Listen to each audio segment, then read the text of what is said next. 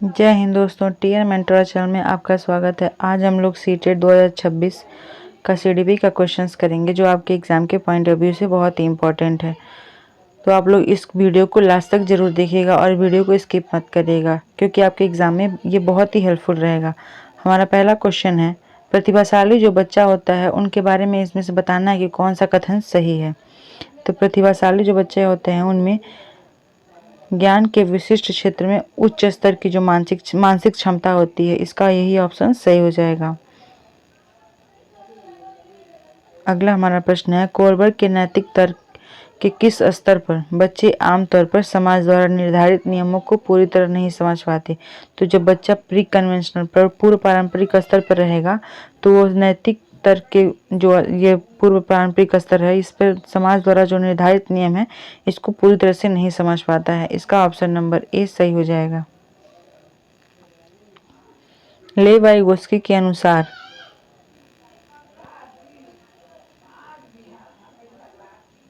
लेव वाइगोत्स्की के सिद्धांत के अनुसार जो आलंबन इसके फोल्डिंग है, इसका क्या तात्पर्य है। तो लेव वाइगोत्स्की जो आलंबन है, इसका तात्पर्य ये हो जाता है कि जो अधिक जानकार व्यक्ति होता है वो कम जानकार व्यक्ति को सहायता और मार्गदर्शन प्रदान करता है। इसका ऑप्शन नंबर सी सही हो जाएगा, जिसे हम लोग MKO भी कहते हैं, मोर नॉलेजेबल अदर्स। अगला हमारा प्रश्न है, प्रारंभिक बाल्यावस्था के दौरान वृद्धि और विकास में कौन से कारक योगदान देते हैं। तो प्रारंभिक जो बाल्यावस्था हमारा होता है उसमें वृद्धि और विकास में सभी कारक योगदान देते, जैसे सांस्कृतिक प्रथाएं, पोषण और खेल के अवसर, शिक्षा की गुणवत्ता। इसका ऑप्शन नंबर डी सही हो जाएगा। ये सभी कारक प्रारंभिक बाल्यावस्था के दौरान वृद्धि और विकास में सहायता देते हैं। अगला हमारा प्रश्न है, जीन पियाजे के अनुसार जब बच्चा जानवरों की पहचान करने के लिए अपनी मानसिक संरचना में घोड़ों के लिए नया स्कीमा जोड़ता है तो उसे क्या कहते हैं। तो उसे समायोजन कहते हैं। इसका ऑप्शन नंबर सी सही हो जाएगा, क्योंकि बच्चा अब पहचानने लगा है कि यह घोड़ा है, इसलिए।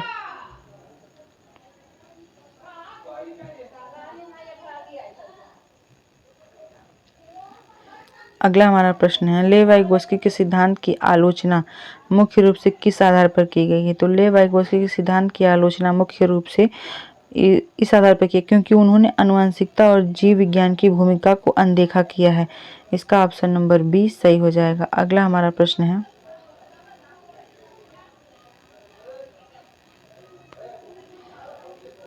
शरीर और मस्तिष्क की जो वृद्धि, संवेदी क्षमताएं और गतिक कौशल विकास के किस हिस्से के अंतर्गत आते हैं। तो जो शरीर, मस्तिष्क की वृद्धि और संवेदी क्षमताएं हैं और गतिक कौशल हैं, ये सब शारीरिक विकास के अंतर्गत आते हैं। इसका ऑप्शन नंबर बी सही हो जाएगा। अगला हमारा प्रश्न है, समस्या समाधान की प्रक्रिया निम्नलिखित में से किससे बाधित होती है। तो जो समस्या समाधान की जो प्रक्रिया है यह प्रकार्यात्मक स्थिरता से बाधित होती है। इसका ऑप्शन नंबर सी सही हो जाएगा। मध्य बाल्यावस्था के अंतर्गत कौन सी आयु आती है। तो जिसे मिडिल चाइल्डहुड कहते हैं, वह 6 से 11 वर्ष के बच्चे जो होते हैं वह मिडिल चाइल्डहुड के अंतर्गत आते हैं। इसका ऑप्शन नंबर सी सही हो जाएगा। भाषा के विकास के लिए कौन सी अवधि सबसे संवेदनशील मानी जाती है। तो जो सबसे सेंसिटिव पीरियड मानी जाती है भाषा जो लैंग्वेज का विकास होता है, यह प्रारंभिक बाल्यावस्था होती है। इसका ऑप्शन नंबर बी सही हो जाएगा। अगला हमारा प्रश्न है, सांस्कृतिक रूप से स्वीकृत पुल्लिंग और स्त्रीलिंग व्यवहार के सीखे हुए पैटर्न को क्या कहा जाता है। तो सांस्कृतिक रूप से जो स्वीकृत पुल्लिंग और स्त्रीलिंग व्यवहार जो हम लोग सीखते हैं, वो जो पैटर्न है ये जेंडर भूमिका होती है। इसका ऑप्शन नंबर बी सही हो जाएगा। अगला हमारा प्रश्न है, पठन वैकल्य डिस्लेक्सिया किस प्रकार का विकार है। तो जो पठन वैकल्य डिस्लेक्सिया है यह विकासात्मक पठन विकास से संबंधित है। इसका ऑप्शन नंबर बी सही हो जाएगा। इसलिए पढ़ने में बच्चा जब सा को वाच पढ़ेगा, वाच को सा पढ़ेगा, ये बच्चा पढ़ने में इसको कठिनाइयाँ होती है, इसे पठन वैकल्य कहते हैं। अगला हमारा प्रश्न है, समाजीकरण के बारे में कौन सा कथन सही है। तो समाजीकरण के बारे में जो कथन सही है वह अर्थ और मूल्य के आधार पर साझा स्रोतों का निर्माण करता है। इसका ऑप्शन नंबर बी सही हो जाएगा। समाजीकरण का यही अर्थ होता है कि वो मूल्य के आधार पर साझा स्रोतों का निर्माण करता है। अगला हमारा प्रश्न है, पारस्परिक शिक्षण में एक शिक्षक की भूमिका क्या होती है? तो पारस्परिक जो शिक्षण में जब एक शिक्षक की भूमिका ये होती है कि वह एक मार्गदर्शक के रूप में कार्य करता है और धीरे धीरे जो जिम्मेदारियां होती है वो विद्यार्थियों को सौंप देता है। इसका ऑप्शन नंबर सी सही हो जाएगा। अधिगम को प्रभावी बनाने के लिए शिक्षकों को किस पर ध्यान देना चाहिए? तो जब अधिगम को प्रभावी बनाने के लिए शिक्षकों को ज़्यादातर चर्चा के अवसर बच्चों को प्रदान करना चाहिए और संगठित तरीके से जानकारी को प्रस्तुत करने के लिए उनको प्रोत्साहित करना चाहिए। इसका ऑप्शन नंबर सी सही हो जाएगा। अगला हमारा प्रश्न है, आकलन का कौन सा उद्देश्य शिक्षा के लक्ष्यों के विरुद्ध है?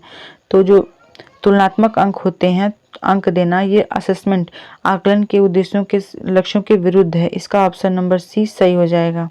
इसमें तुलनात्मक अंकन नहीं करना है, प्रभावी शिक्षण गतिविधियों की पहचान करना भी होता है, विद्यार्थियों के ज्ञान में अंतर गैप का पता लगाना भी होता है असेसमेंट में, और विद्यार्थियों के प्रति प्रक्रियाओं का विश्लेषण करना भी होता है, लेकिन यह कंपैरेटिव मार्क्स नहीं दिया जाता है। इसका ऑप्शन नंबर सी सही हो जाएगा। अगला हमारा प्रश्न है, लेव वाइगोस्की के अनुसार जो बच्चे की वर्तमान जो क्षमता और सहायता को साथ पहुंचने वाली जो क्षमता के बीच के अंतर को क्या कहते हैं?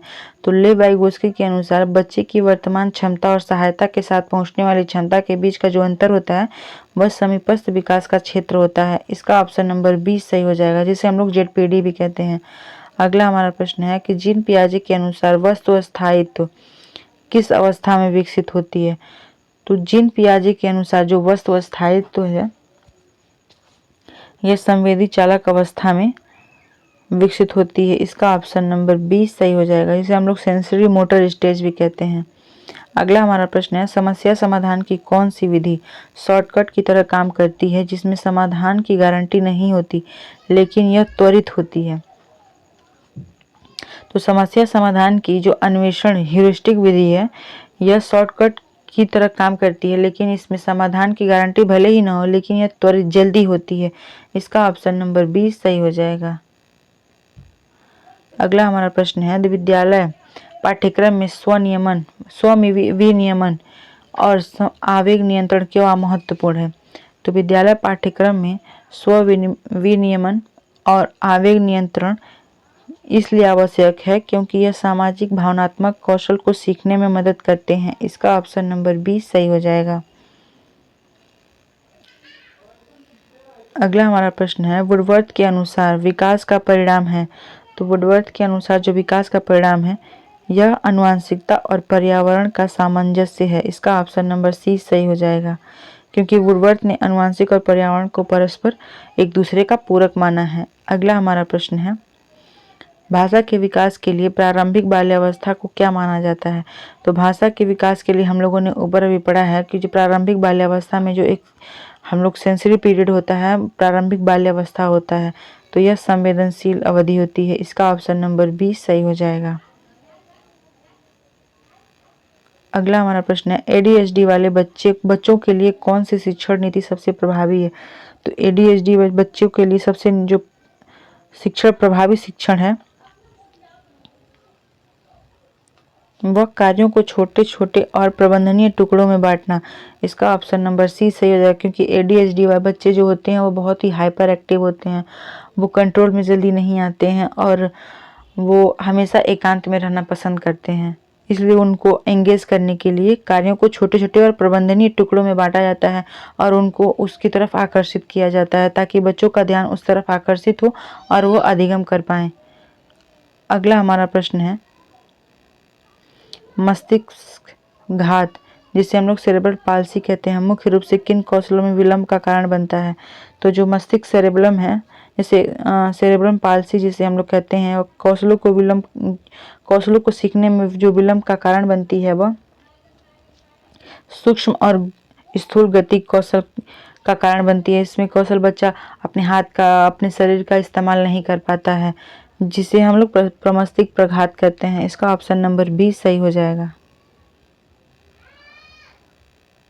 विकास के सिद्धांत के अनुसार सामान्य से विशिष्ट की ओर जाने का क्या अर्थ है? तो विकास के सिद्धांत के अनुसार जो सामान्य से विशिष्ट की ओर जाने का जो सिद्धांत है, जाने का जो अर्थ है, अब बच्चा पहले पूरी हथेली, स्थूल और फिर उंगलियां सूक्ष्म का प्रयोग करना सीखता है। इसका ऑप्शन नंबर 20 सही हो जाएगा।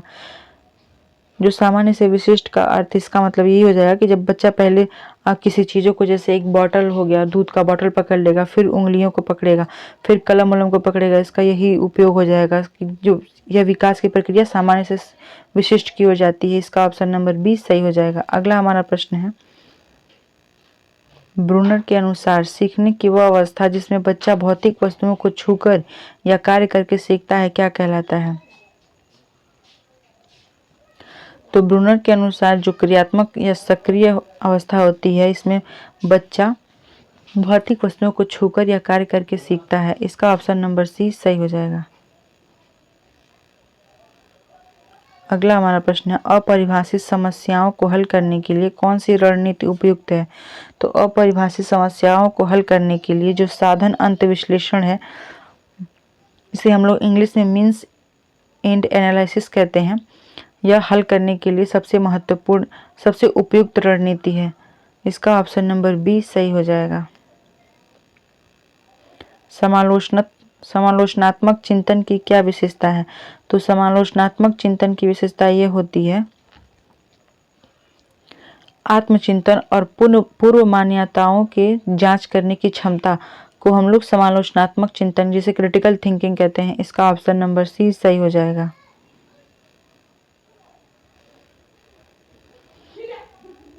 अगला हमारा प्रश्न है कि एक समावेशी स्कूल में क्या होना चाहिए? तो एक समावेशी स्कूल में सभी बच्चों के लिए एक ही कठोर पाठ्यक्रम, तो ये ऑप्शन बिल्कुल गलत है। पाठ्यचर्या में आवश्यकता अनुसार संशोधन, ये ऑप्शन सही हो जाएगा। इसका ऑप्शन नंबर बी ही सही हो जाएगा। व्यक्तिगत भिन्नताओं को अनदेखा करना नहीं, जब समावेशी क्लास है तो उसमें व्यक्तिगत भिन्नताओं को अनदेखा नहीं करना है, क्योंकि सभी को एक साथ लेकर के पढ़ाना है और प्रत्येक बच्चे के अनुसार उसको पढ़ाना है। इसका ऑप्शन नंबर सी बी सही हो जाएगा। अगला हमारा प्रश्न है, पारस्परिक शिक्षण में शिक्षक और छात्र के बीच कैसा संबंध होना चाहिए? तो पारस्परिक शिक्षण में शिक्षक और छात्र के बीच यह एक साझा जिम्मेदारी है, जहां शिक्षक मार्गदर्शक के रूप में धीरे धीरे जिम्मेदारी जो है छात्रों को सौंपता है।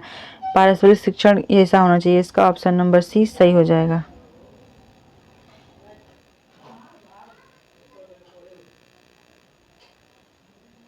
अगला हमारा प्रश्न है, अभिकथन और कारण वाले प्रश्नों को हल करते समय सबसे पहले क्या जांचना चाहिए? तो अभिकथन और कारण वाले प्रश्नों को हल करते समय सबसे पहले हमें क्या दोनों कथन सकारात्मक हैं या नकारात्मक, इसका ध्यान देना चाहिए। इसका ऑप्शन नंबर बी सही हो जाएगा।